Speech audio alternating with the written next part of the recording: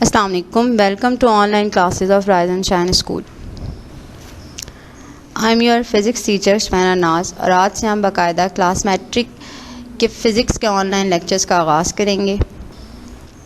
इसके लिए जो हमारे रिक्वायर्ड मटेरियल है, यानी हम अपनी फ़िज़िक्स की बुक को, जो हमारी सिंटेक्स की बुक है, उसको इस्तेमाल करेंगे।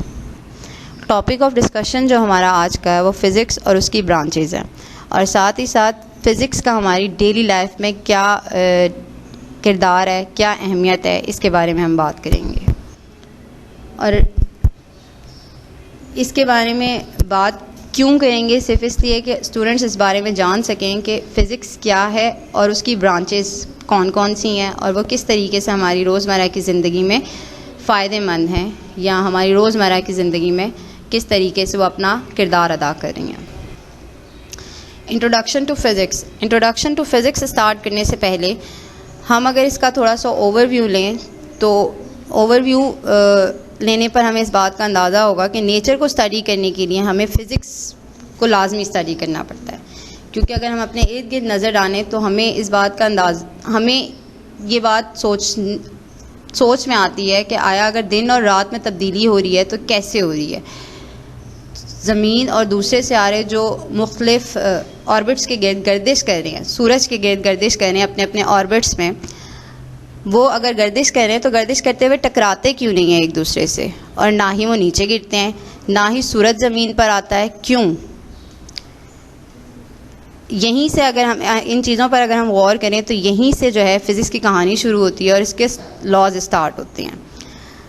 यहीं से फिर हमें अंदाज़ा होता है, यानी कि फ़िज़िक्स, इन सब चीज़ों को जानने के लिए हमें फ़िज़िक्स की ज़रूरत पड़ती है। अब आते हैं इंट्रोडक्शन टू फ़िज़िक्स यानी अगर दिन और रात के बारे में देखा जाए कि उनमें तब्दीली कैसे आ रही है, आग किस तरह से प्रोड्यूस हो रही है, यानी अगर हम पत्थर को रगड़ें तो आग प्रोड्यूस होती है, लेकिन अगर हम लकड़ी को उसी तरह से रगड़ में लेकर आएँ तो आग प्रोड्यूस नहीं हो रही। क्यों नहीं हो रही?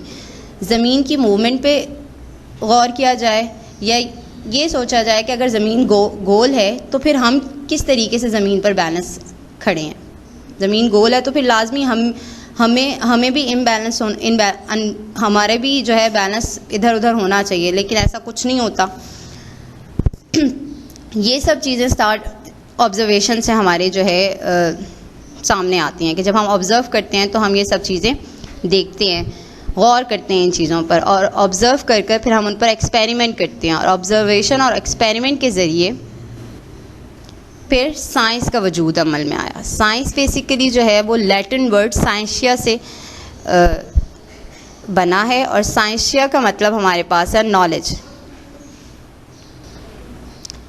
18वीं सेंचुरी तक साइंस को एक नेचुरल फ़िलासफ़ी के तौर पर, नेचुरल साइंस के तौर पर जाना जाता था।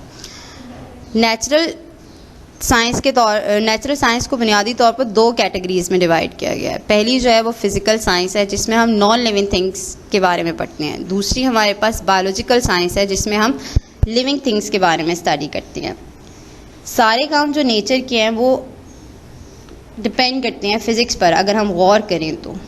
इसलिए इन सारी चीज़ों को जानने के लिए, इन पर गौर करने के लिए हमें फ़िज़िक्स को मज़ीद और नेचुरल साइंस को मज़ीद और ब्रांचेस में डिवाइड करना पड़ा, और उन्हीं में से एक ब्रांच जो है हमारे पास फ़िज़िक्स की भी है। फ़िज़िकल साइंस को फिर जब हमने मज़ीद और ब्रांचेस में डिवाइड किया तो हमारे पास मज़ीद जो ब्रांचेस हैं उनमें फ़िज़िक्स है, केमिस्ट्री है, जियोलॉजी है, एस्ट्रोनॉमी है। अब अभी जो हम बेसिकली पढ़ रहे हैं वो फ़िज़िक्स के बारे में पढ़ रहे हैं। फ़िज़िक्स क्या है? फ़िज़िक्स ग्रीक वर्ड फ़िज़िकोस से बना है, जिसका मतलब है नेचुरल, यानी कुदरती। और अभी जैसे मैंने अपने लेक्चर में इस बात का जिक्र किया है कि नेचर, हम बेसिकली फ़िज़िक्स जो है वो हमारी नेचर पर ही डिपेंड करती है, कि हमारी नेचर में जो काम हो रहे हैं वो सब, उन सब के बारे में जानने के लिए हमें फ़िज़िक्स की ज़रूरत पड़ती है। जैसे जैसे इंसान के इल्म में इजाफ़ा होता गया, उसने ज़्यादा से ज़्यादा चीज़ों को जानने की कोशिश की, और उस कोशिश के नतीजे में उसने चीज़ों को कैटेगराइज़ करना शुरू किया कि आया गैर जानदार चीज़ें उसने एक तरफ कर दी, जानदार चीज़ें एक तरफ कर दी,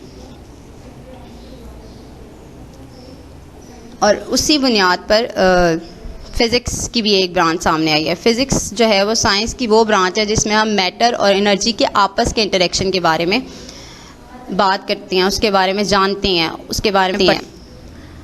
अब ब्रांचेज ऑफ फिज़िक्स की बात की जाए तो फिज़िक्स की मेनली 2 ब्रांचेज हैं। मेन जो ब्रांचेज हैं वो 2 हैं। एक क्लासिकल फ़िज़िक्स है जो बिफ़ोर 18th सेंचुरी थी। बिफ़ोर 18th सेंचुरी यानी उसे गैलीलियो और न्यूटन ने डिस्कवर किया था।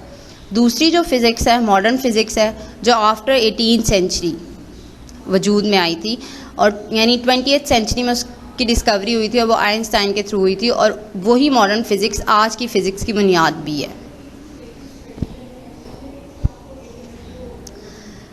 और उसी मॉडर्न फ़िज़िक्स की बुनियाद पर फ़िज़िक्स को मज़ीद ब्रांचेस में डिवाइड किया गया है जो कि यहाँ पे मौजूद हैं, यानी यहाँ दिखाई गई हैं आपके पास के। पहली आपके पास है मैकेनिक्स, दूसरी इलेक्ट्रिसिटी। मैकेनिक्स में बेसिकली हम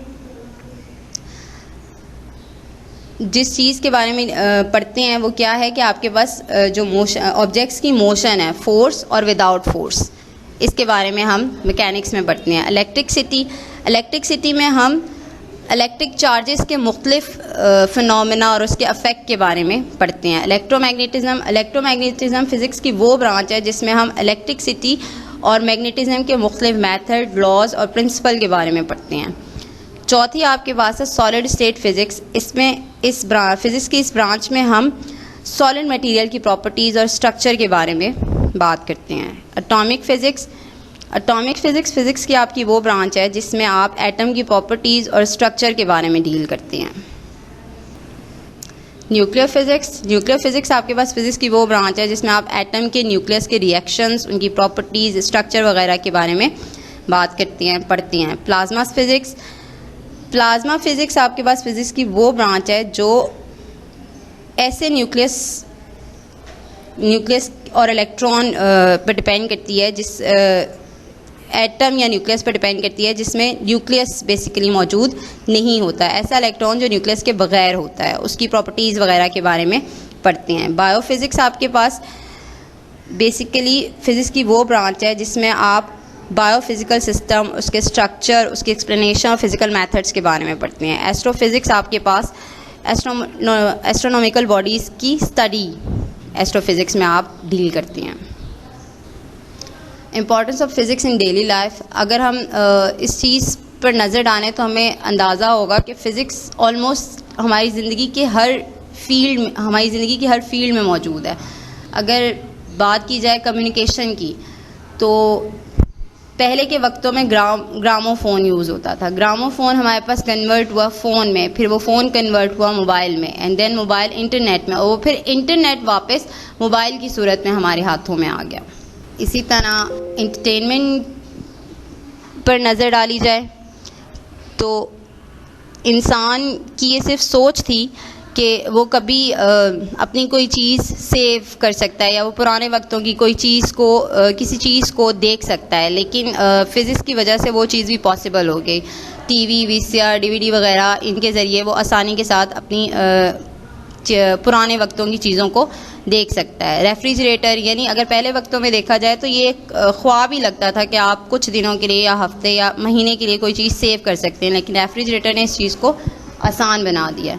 मेडिकल फील्ड में फ़िज़िक्स बहुत अहम किरदार अदा करती है। लेज़र ट्रीटमेंट को अगर देखा जाए, हमारा लेक्चर या इसी तरह से टीबी वगैरह के जो डिजीज़ हैं उनमें फ़िज़िक्स का एक अहम किरदार है।